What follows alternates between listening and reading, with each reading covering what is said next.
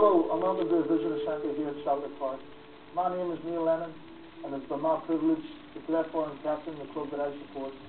The history of this great club has been marked with the success of world-class players, fantastic games, and the continued support of the best fans in the world. It is entirely appropriate that we begin the short history of Celtic Football Club in front of the statue of Brother Walford, the man whose compassion and vision made it all possible way back in November 1887. Celtic Football Club was founded for charitable purposes and continues to dedicate itself to that end today.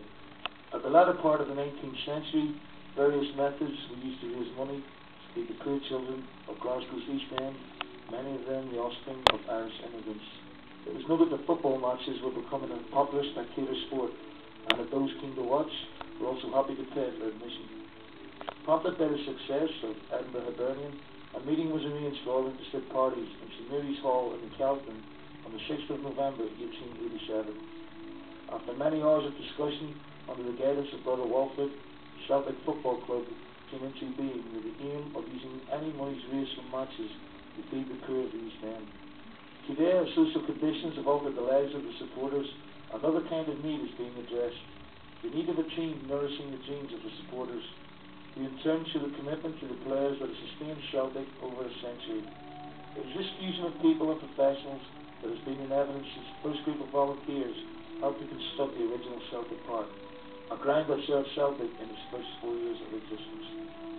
In an early example of freedom of contract and how it could be manipulated to a team's advantage, the founding fathers appropriated 7 players from Edinburgh Hibernians. Celtic's first game was played on the 20th of May 1888, and brought them up against opposition that would be indelibly written into their history, the Rangers Football Club. Celtic won 5-2 in front of a crowd of 2,000 people.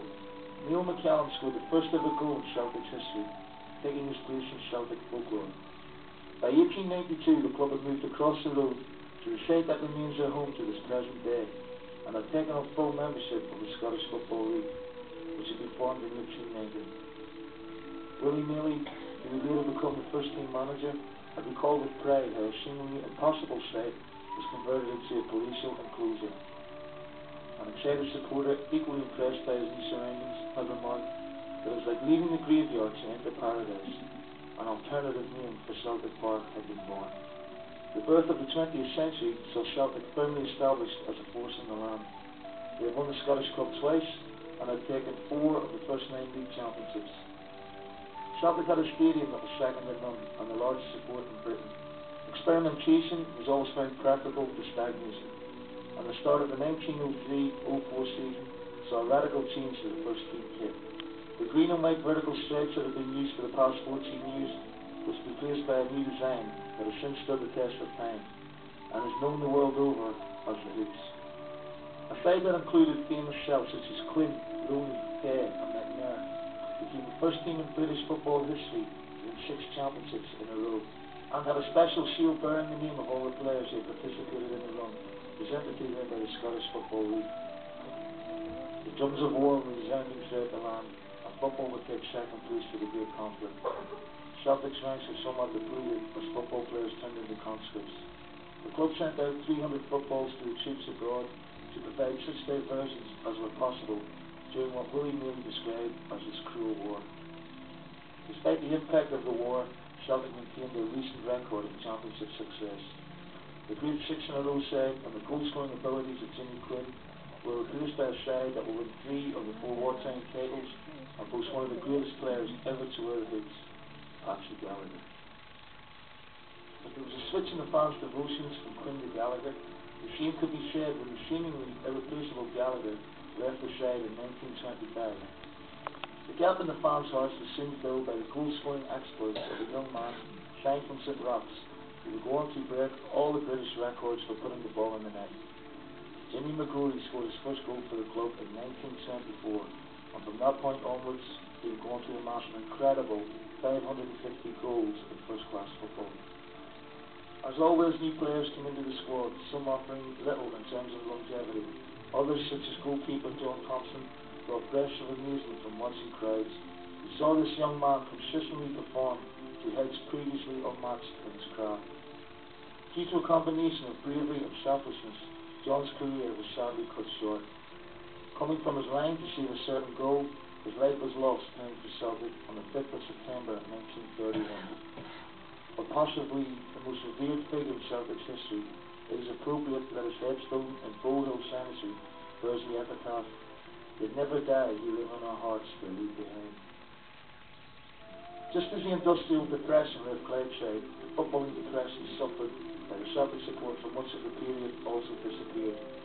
The team that had previously struggled was galvanised by new talents such as Delaney, Crum and Bucket, flowering to become one of the most formidable sides ever to play at Celtic Park. Sandwiched between the championship successes of 1936 and 1938, the Scottish Cup victory over Aberdeen in 1937 was watched by a European club record attendance of over 147,000. The following year, the Golden Jubilee celebrations were rounded off with style, with the winning of the Empire Exhibition Trophy against the most distinguished British sides of the time. Unfortunately, the intervention of the Second World War saw the breakup of the celebrated late 1930s side. Throughout the war years and well into the 1940s, the support had to endure the sight of a club short on ambition and players who were a pale shadow in comparison with the talented side led by Willie Lamb. The austerity of these years eventually gave way to the team of the 1950s. In October 1957, Celtic recorded a result against Rangers in the League Cup final that proved to be the benchmark in the club's history. The 7-1 defeat of Rangers was immortalised in verse and song. Hampden in the sun, Celtic 7, Rangers 1. All the people shouting free, 'cause they won the revival team. Well, they fairly did a dance, and he gave the Jazz no chance. He gave Big McPhail the ball, and he stuck it in the end. Billy was supreme in the air. In fact, he destroyed Valentine. As the boys went from bad to worse, and the whole middle of the defensive area was wide open. And that was possibly one of the reasons why we were able to score 7 goals. Because the longer the game went, we felt we were going to keep on scoring goals. You could have got a train through the middle of the defence. Gottfried was a man whose contribution to Celtic would lead to Olympian heights. Steen's career was rescued from virtual obscurity when Celtic took him from the Welsh club Cloneclwyd. Steen's time as a player was cut short by injury, and he was given the job of coaching the Celtic reserve side. Ultimately, he would leave the club and manage both Dunfermline and Hibs before being asked to replace Jimmy McGrory as the manager in the spring of 1965. This decision, taken by Robert Kelly, the club's chairman, would herald the beginning of Celtic's golden age. 9 championships in succession were won for the first time, but what was undeniably the most unforgettable day in the club's history took place only 2 years after Steen had assumed control of his previously toying group of players. A side made up of 11 Scots became the first British side to win the European Cup when they defeated Inter Milan in Lisbon on the 25th of May 1967. Come on, come on up. It's got playing.